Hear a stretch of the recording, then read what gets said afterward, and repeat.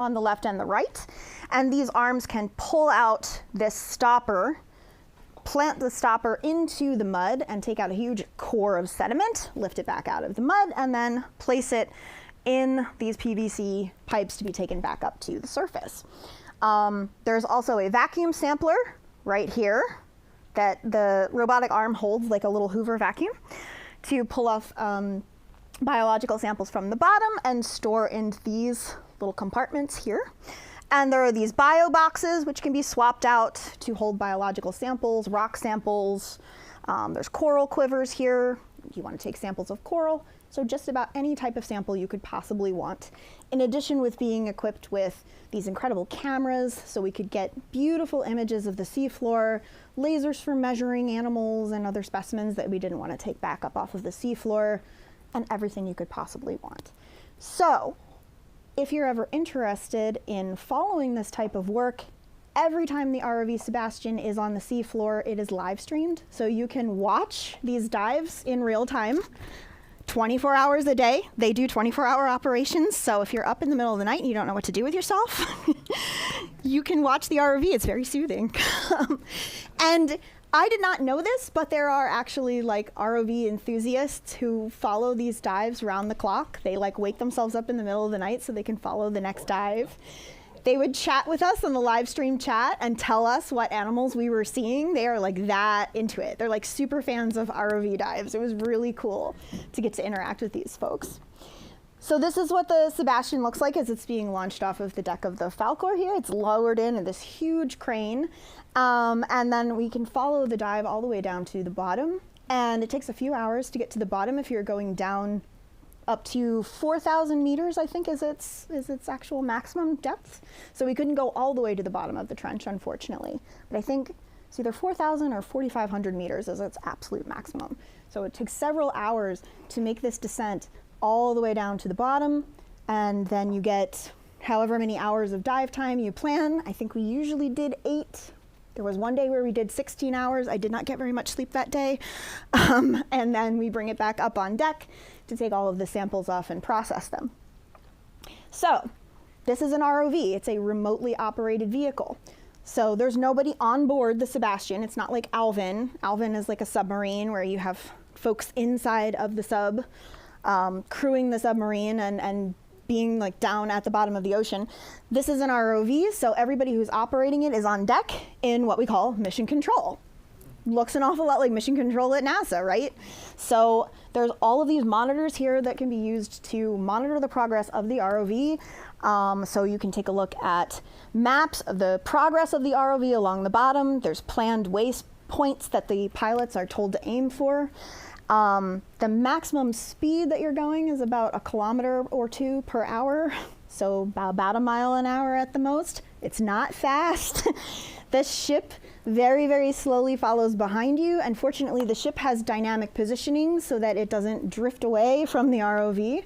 So the ship is very slowly following the ROV through the water, and you are following it on deck. So we would have folks up here following the movement of the ROV, logging samples, directing the pilots.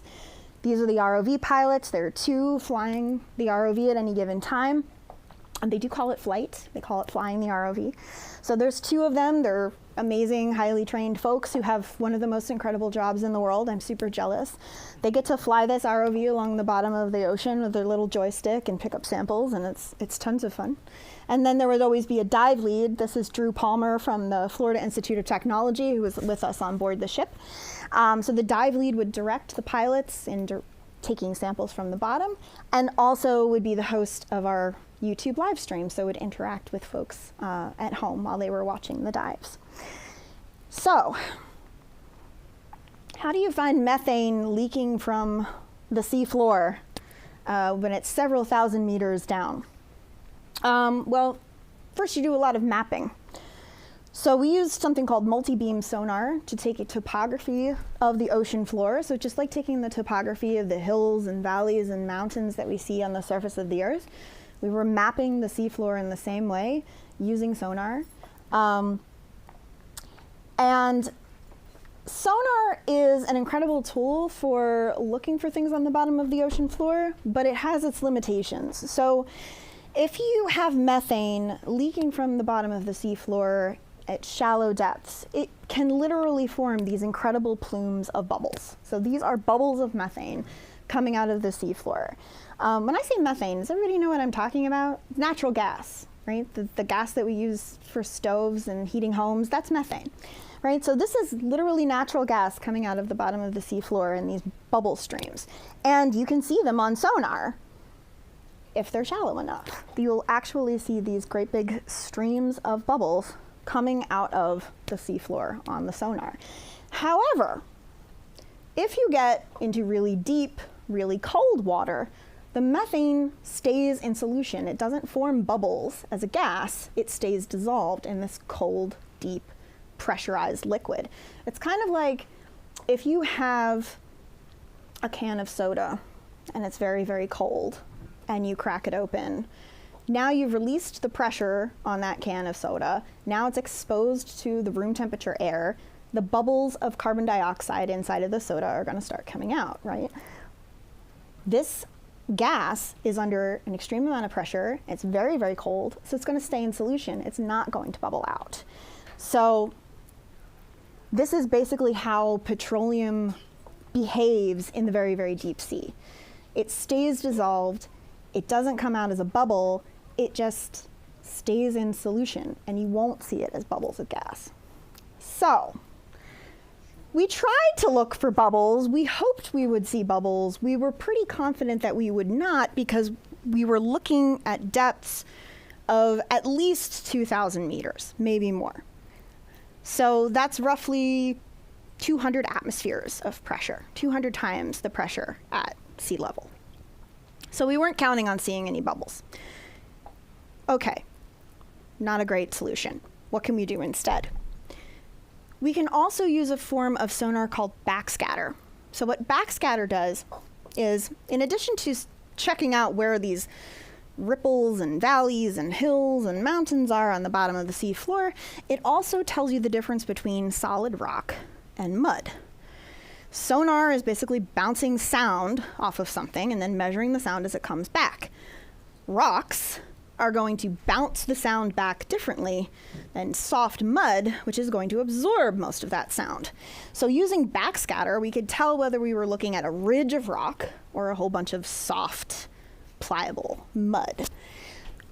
Methane seeps, places where methane tends to get trapped under the sea floor, form in places where the rock buckles as one plate, one tectonic plate on the Earth's crust, is sliding underneath of the other.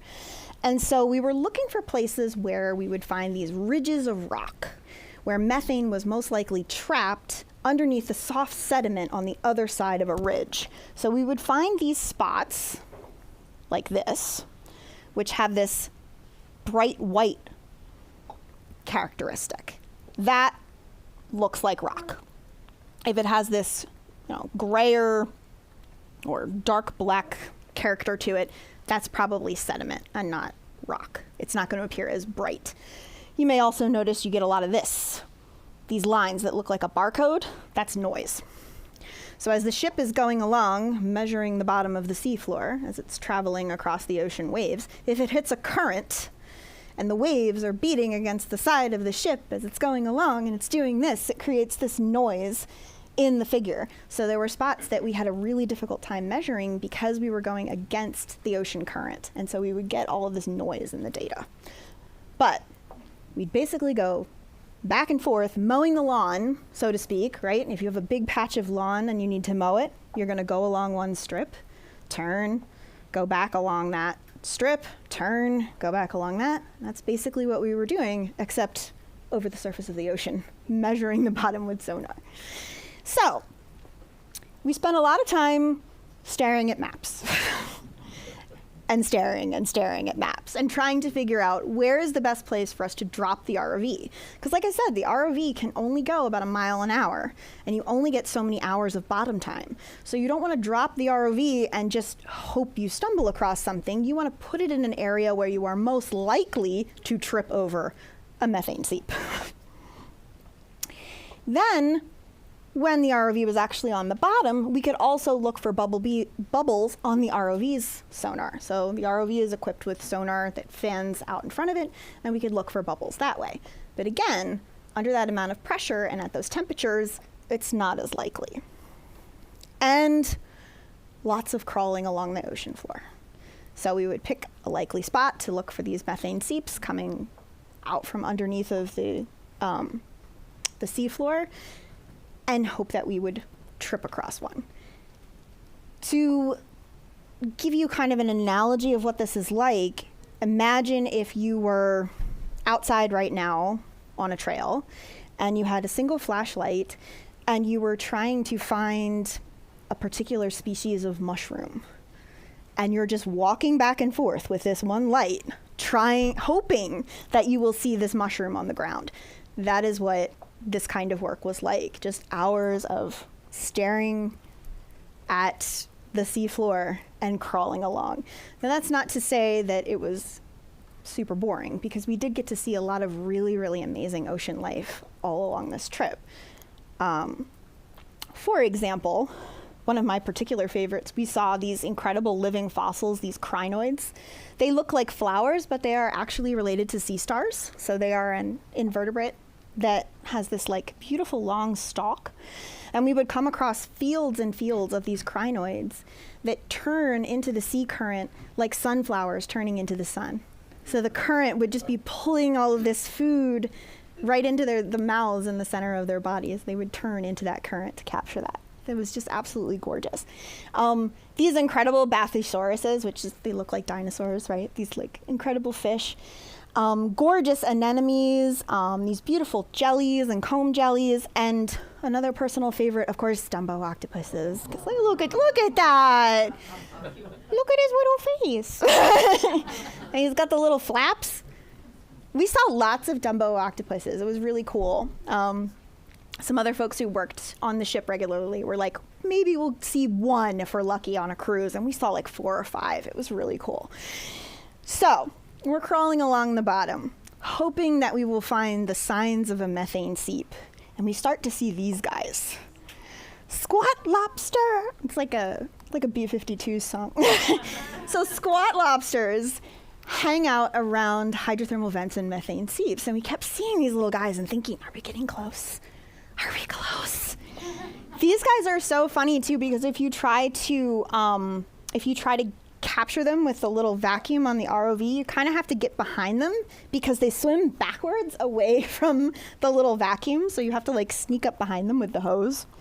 We did sample a couple of them. Every time we took a sample off the bottom, I was like, oh no. I wanted to leave them there, but the biologist wanted to sample every animal. I don't blame them, you know. But so we kept seeing these incredible squat lobsters, and then something truly amazing happened. I'm going to see if I can get it to actually work. Will it play? Yes! I'll see if I can turn it up. The volume's not on. Oh. What is it? That looks like a clamfield. Oh my God. Oh, could it be? We do want to stop here, yes, absolutely. Oh my God. Can we stop? This looks like... Oh my God, I think we did it. I think we might have done it. Maybe? Good Lord.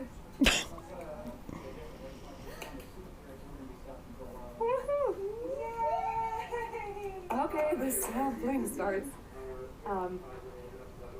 Yeah, so those were the types of mussels we were looking for. Oh my God, that's wonderful. It's a yes. Can you get Alex? Yes. Yeah.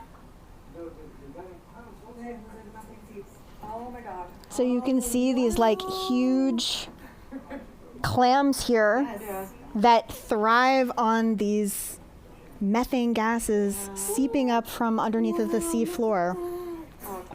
And they're like Yeah. that big. You can't really tell from the video, but they're like bigger than my hand with these huge pink siphons on them.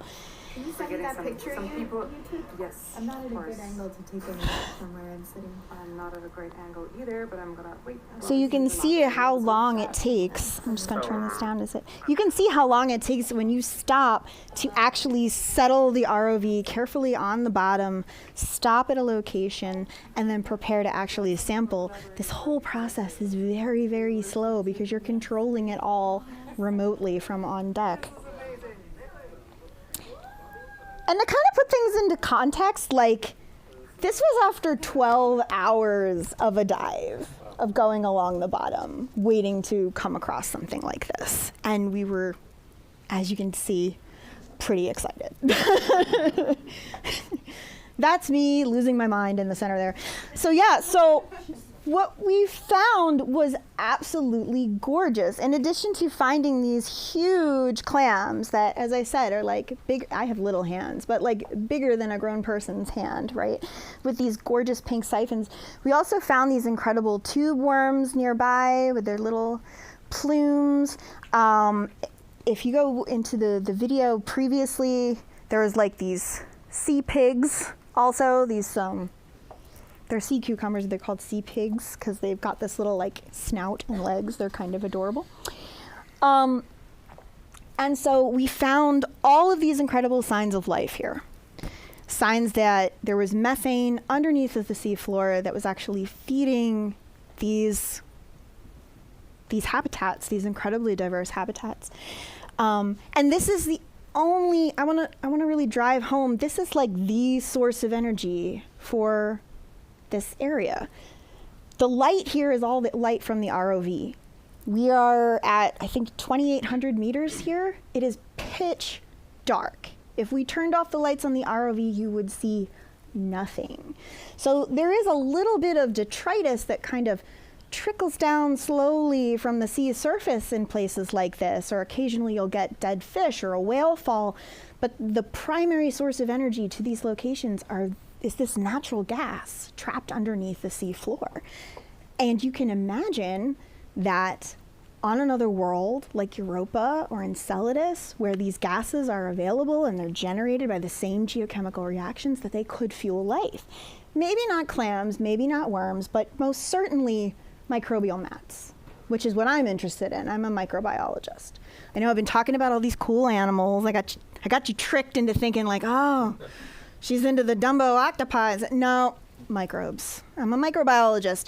I'm fascinated by single-celled organisms because these microbial mats are feeding off of this geochemical energy and turning it into the energy for life. And if we find life on another planet in this solar system, it's probably going to be something microscopic like these guys. And these are visible mats, these thick growths feeding off of this gas that's seeping from underneath of the seafloor and providing energy for larger organisms as well. So we found all this cool stuff. Now we have to sample it. So just like a rover would need to sample if we send a lander, say to Enceladus or Europa, the ROV would take samples for us. These sediment cores are taken by the robot arm, so it grabs one of these plastic cores by this rubber handle up at the top, plunges it down into the sediment, and when it pulls it back out, hopefully the sediment stays inside. You don't have a core failure. We only had a couple of those. And then it places it back on the ROV to be brought back up onto the ship. Every sediment core had to be carefully documented, so we would catalog everything. This was the name of the cruise, the date, the site it was taken from, the dive number, and any other pertinent information, which core it was, because there were, I want to say, up to 12, 16 core spots on the ROV. So we would catalog each one, and then very, very carefully section each core, basically by, if you've ever had like a push pop, pushing the mud from underneath and then taking slices off of the mud with these basically spackling tools. And then putting them into plastic trays. That's my student, Amber, who was incredible. sectioning all of these cores very carefully with sterile tools and placing them in sterile containers to be basically cryogenically frozen so they could be brought back to New Jersey for processing. So this is a ton of work.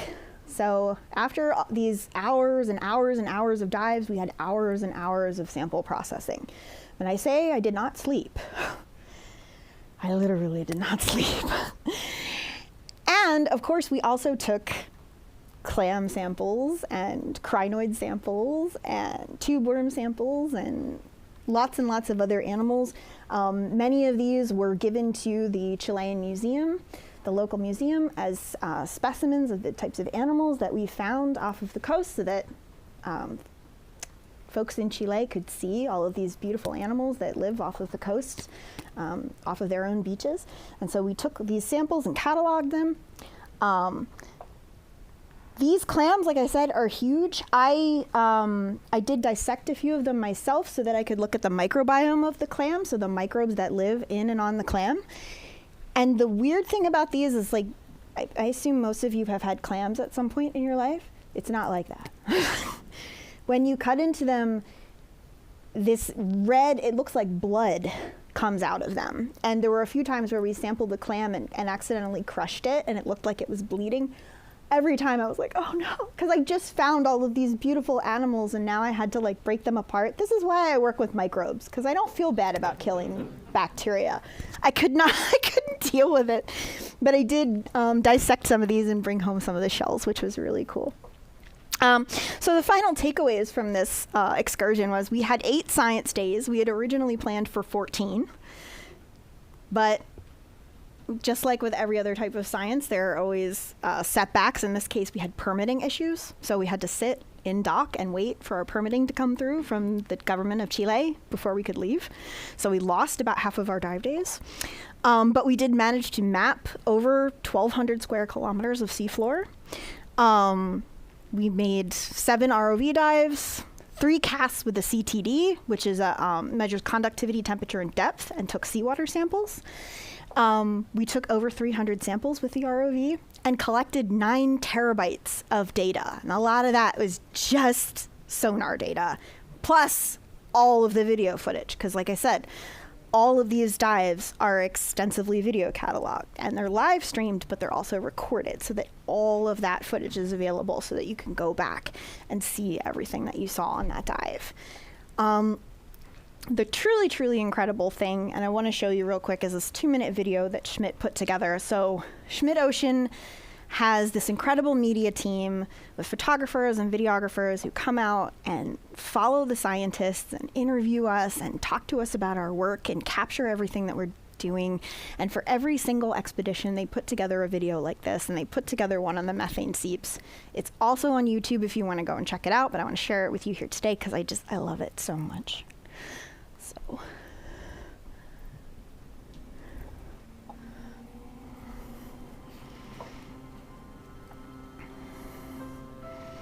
Generally, when we think of sources of energy for life, we tend to think of light. But at the bottom of the ocean, where light can't reach, chemical energy becomes a really important source of energy for life. And a methane seep is one such source of energy. But these are places where methane gas is trapped underneath the seafloor and slowly escapes up through the sediment, where it is a source of energy for life at the bottom of the ocean where light cannot reach. So we've been making our way up this ridge, and I think Hannah was in the room, and she said, "What's that?"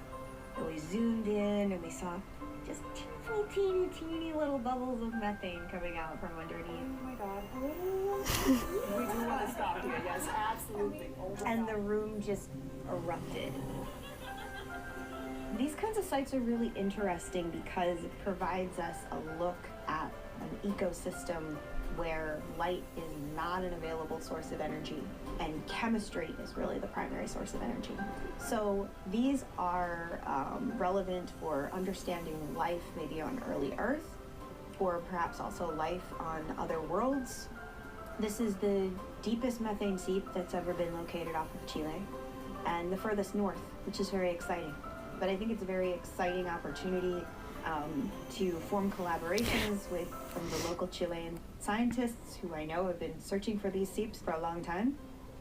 It gives us another location to better understand these really interesting, really fascinating communities. Actually, Nick had a great quote about it. He said, "It begins and ends with bacteria." I was like, oh, it's beautiful.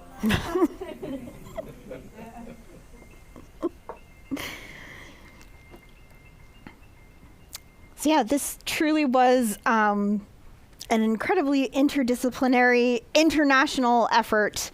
Folks from Chile, folks from Spain, folks from the United States all came together to make this happen. There were oceanographers, there were astrobiologists, chemists, physicists, geologists, all working on board, and we're currently processing a lot of this data now. I'm just getting the sequence data back. So I'm doing DNA sequencing on these sediment cores to characterize the bacteria and the archaea. Ask me about archaea sometime. It's a whole other story. To characterize the microbes in the mud. There is a graduate student from Spain, Miguel, here, who's doing RNA sequencing. So he's looking at the genes that are being expressed by these communities. We're looking at the chemistry of the site and the chemicals being produced that could be potential biosignatures to search for life on other worlds. So I mentioned Drew Palmer from FIT, and this is his student Katie. They're interested in characterizing the organic compounds that are produced by these microbial communities in this sediment that could be used to search for life on other worlds. So we can find chemical signs of life on these icy moons of Jupiter and Saturn, for example, or life that may have existed on Mars in the past. And then, of course, we have a great team of geologists from Spain who are looking at all of these samples and characterizing the rock and the geochemical interactions. And we have Schmidt Ocean Institute to thank for all of it. And so this was an incredible expedition, and it's one of many, many, many, many, many expeditions of its type. There is so much overlap between the work that oceanographers do and the work that is being done by astrobiologists and astronomers as we're trying to understand how to look for life at the bottom of our own ocean. It's also giving us the capability, the tools to search for life on other worlds in our solar system and perhaps beyond. And so that's all I have for you for tonight. Thank you so much for having me. This is great.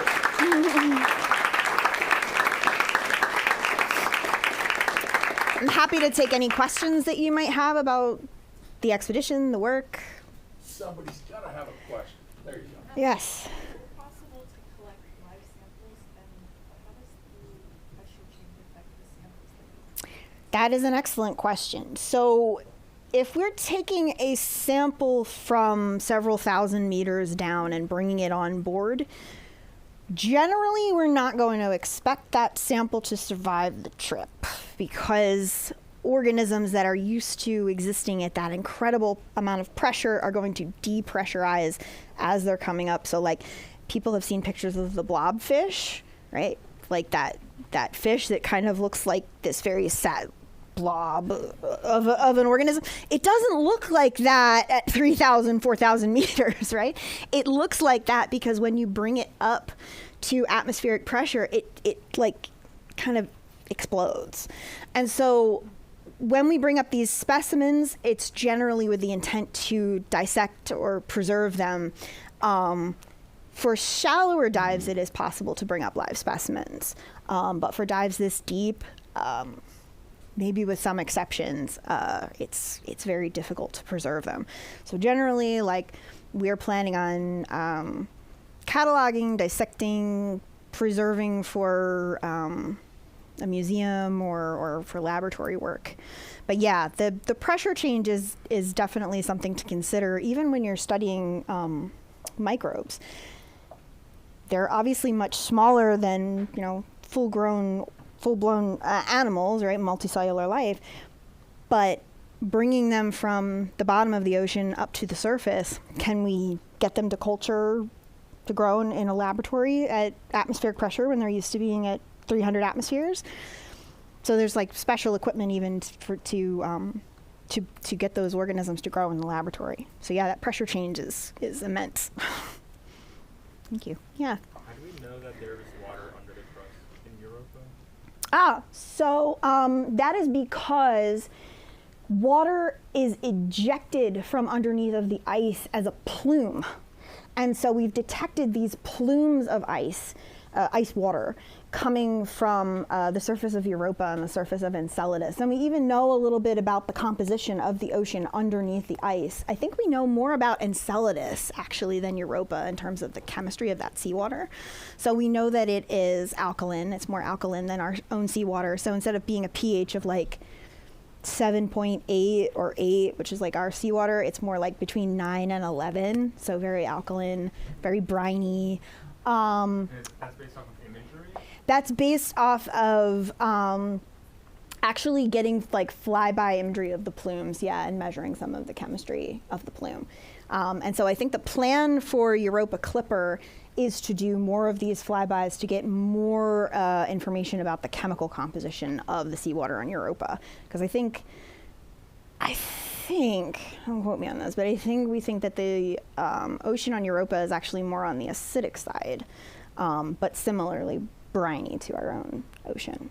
Yeah. So it's from things like spectrographic images, so like interacting light with the plume, and things like that to figure out the chemical composition. Yeah. Yeah.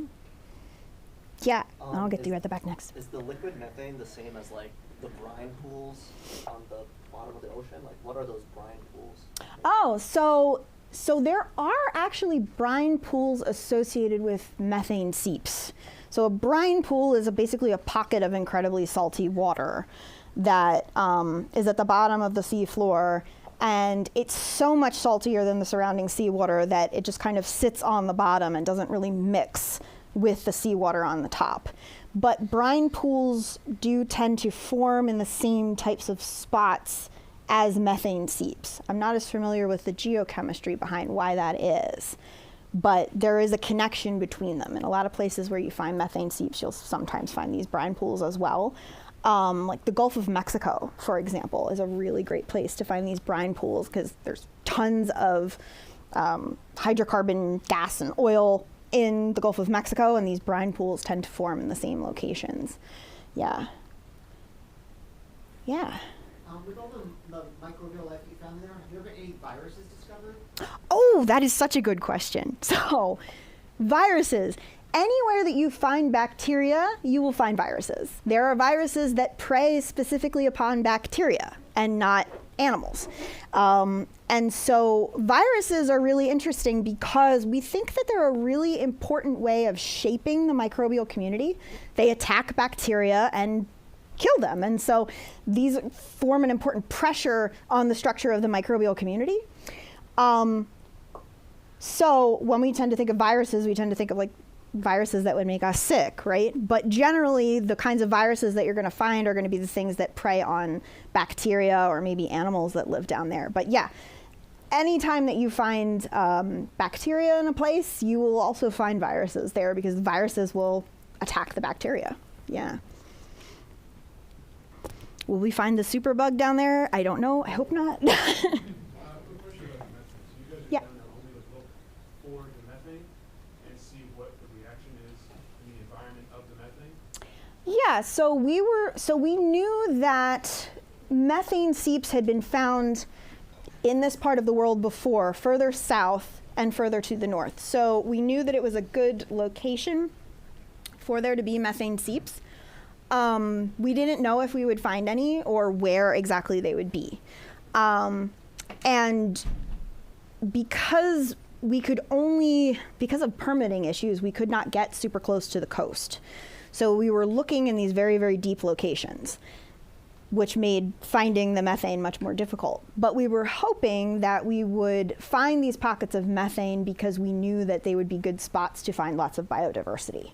So in a way, we got incredibly lucky. It was like finding a needle in a haystack, but with like one tiny little magnet. Like we didn't go in completely, with no clues. but it was really fortunate that we were able to find them. They were, as it was mentioned on the video, the deepest ever found off of Chile. Not the deepest ever, but the deepest ever found off of Chile and the furthest north, because most of the methane activity characterized off of Chile had been further south and in shallower waters.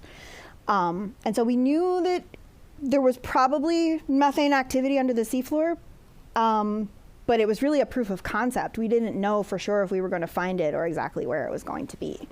And then from there, once we did find it, it was a matter of cataloging where we found it, what kind of biodiversity we found around it, and now I'm characterizing the microbes that live off of that source of energy. Yeah? How did you get in this business? Did you have a dream of this being? Oh, wow. So I almost had a slide about that, and I was like, nobody wants to hear about that stuff. There's a picture of me at about the age of 5 or 6 with a pair of army binoculars and a field guide going birding with my dad. So I got into science from a really young age, and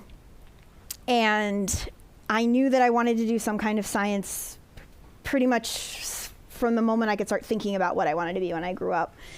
And of course I went through all different kinds. But I think I ended up being drawn to oceanography in particular because as I was finishing up my degree in biology at Rutgers, I did my undergraduate and my PhD there. I did my bachelor's degree in biology.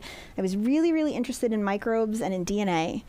But everyone that I saw who was studying like molecular biology and DNA specifically was studying like cancer or E. coli as a model. And no offense to people who study that stuff, but I was just like, I cannot do that with like I needed to get out and do field work. And I wanted to like go and explore. And I was drawn to the oceanography program because I grew up in Ventnor at the shore in New Jersey as a kid. And I knew that I wanted to study the ocean. And I didn't actually get into astrobiology until after I finished my PhD. I worked in the lab of an astrobiologist in Michigan State, actually, who was studying the interaction between ocean water and rock and how it fuels microbial communities. And that's how I became an astrobiologist. So it was like this very long, circuitous route. It's a very weird journey. I think you never really know where you're going to end up. And I knew that I was always kind of like drawn to science in general and drawn to studying the natural world. And I never knew that it was going to take me to this branch of things in particular. So I don't know, life is such a weird, I think that's why I enjoy studying it so much, is that the reason why I love being a biologist and an astrobiologist in particular is because life is so strange. If you think about life from like a scientific perspective, I teach a course on astrobiology at Stockton, and one of the first things we talk about is how do you define life? What is life? How does NASA define it? You know, how could we describe life if we stumbled upon it on another planet and we'd never seen this example of life before? What do we describe it as? When you think of life as like this incredible emergent property, something that just sort of develops out of these interactions between rocks and water and atmosphere, it's incredible. It's like this weird thermodynamic anomaly that shouldn't even exist, but maybe it's inevitable. Who knows? I don't know. I love it. I love astrobiology. It's so crazy. I am, in fact, a mermaid. But I left my tail at home for this little talk. But I have a kraken on my arm and and several other nautical themed tattoos all over me. So a little mermaid, a little sailor, you know, a little bit of everything. Other questions? Yeah. How does the influence of methane as a source of energy influence the gene expression of a single cellular organism? Oh, that's a good one. So, in terms of using methane as an energy source, as opposed to something like sunlight, for example, So we're looking at communities that are driven by chemical energy. The types of interactions that we generally see are, you're going to see microbes that can use methane as a energy source and as a source of carbon. So, and when we think of life in general, we tend to think of like the sun shines down on plants, and then plants make sugar, and then other things eat the sugar from the plants, and then other animals eat those animals. There's a whole like food web around that. Here, the food web is based on this chemical energy. And so you have microbes that are using the methane as their energy source, the way plants use light, but also using the methane as a source of carbon, the way that plants use carbon dioxide. Then on top of that, you have microbes that are breathing things like sulfate, respiring sulfate instead of oxygen, because this mud is very, very dense. So the water over it is oxygenated, but underneath that surface layer of mud, you run out of oxygen pretty quickly. So there's lots of anaerobic respiration going on, respiration without oxygen. There's some relationships between these methane oxidizers, sulfate reducers. This is another thing about life that I find really, really fascinating, and I'm happy to talk about this until the wee hours of the morning if anyone's interested in it. But everything in life, especially when you get down to like the unicellular level, is about transferring electrons from one thing to another to another. These redox reactions, oxidation reduction. And so a lot of what's going on in these communities is based on moving an electron from one compound to another, and the transfer of electrons represents this transfer of energy, just like electricity through a wire. There's also iron oxidation potentially going on. There's a whole host of different processes. And there are communities that we find at these methane seeps that are very characteristic of methane seeps, but then we only find them within the methane seeps, and you don't find them within the mud in between these spots. So you could have these communities separated by hundreds or thousands of miles that are very, very similar to each other because they're being fed by these same sources of energy and carbon. And that leads into like all of these different questions in microbial ecology, like why do we see certain microbes in certain locations but not in others? What drives the shape of the communities? And God, don't get me on a tangent. But yeah, there's all kinds of different stuff going on. Yeah. Yeah. Yeah. Do they have to synthesize their own acids? Oh, so most microbes can synthesize all of the amino acids that they need. Not all of them can, though. So just like we have essential amino acids that we have to get from our diet, there are microbes that have essential amino acids that they have to get from their diet by preying on other microbes. So it depends on the species.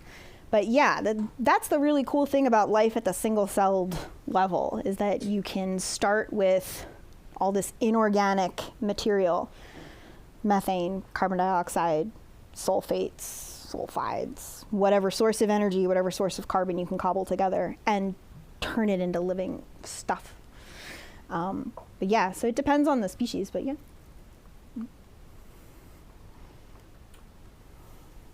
How about another round of applause for... Thank you.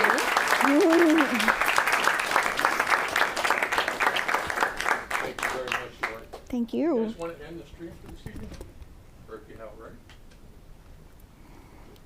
I just want to take a moment.